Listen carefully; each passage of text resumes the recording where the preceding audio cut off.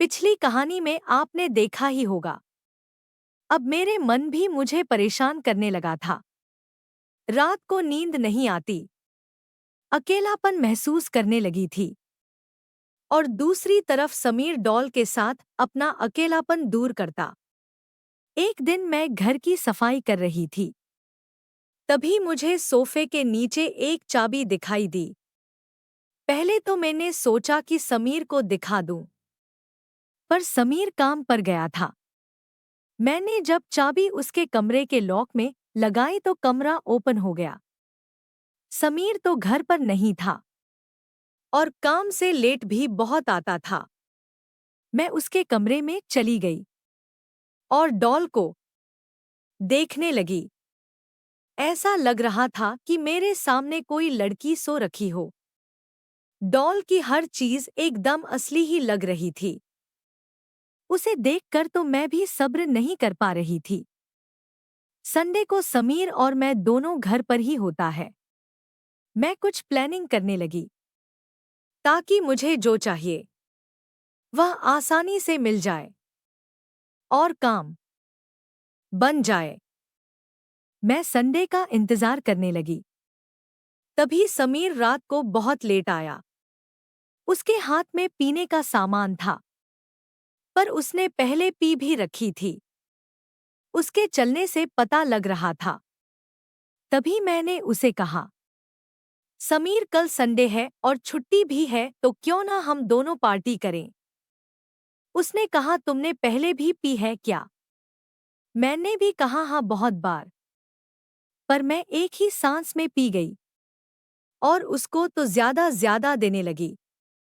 थोड़ी ही देर में खत्म करने के बाद मैंने जब समीर को देखा तो वो पूरी तरह होश खो बैठा था। समीर तो खाना भी नहीं खा पा रहा था। तभी मैंने उसे उठाया और उसके कमरे में ले गई।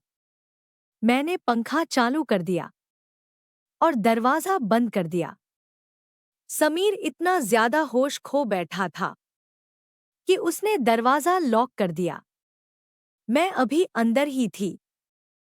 तभी उसने कपड़े निकाले और इधर उधर फेंक कर बेड पर ऐसे ही लेट गया। अब भरी हुई बोतल मेरे सामने थी और काफी हिलडुल रही थी। मैंने भी लाइट बंद करी और डॉल को साइड में हटा दिया और खुद लेट गई। मैं सोच रही थी, आज तो बोतल मेरे सामने है, पर शुरू कैसे करूं? तभी मैंने भी सब छिलके निकालकर फेंक दिए और गिलास को बोतल के पास ले जाकर बोतल उड़ेल दी। और जब तक बोतल खाली और मेरा मन शांत नहीं हुआ तब तक प्रोग्राम जारी रहा। मैं भी नशे में थी। मैं भी ऐसे ही सो गई। जब सुबह हम दोनों उठे तो समीर लाल हो गया था। तभी मैंने नाटक चालू कर दिया और कहा, हम दोनों को होश नहीं था और जो भी हुआ वो नशे में हुआ, तो न तुम्हारी और न मेरी कोई गलती है। तभी मैंने जानबूझकर कहा, ये क्या है? डॉल उठाई और उससे पूछने लगी। अब समीर और ज्यादा खामोश हो गया और कहने लगा, प्लीज किसी को मत बताना। मैंने कहा, ठीक है, और बाहर आ गई।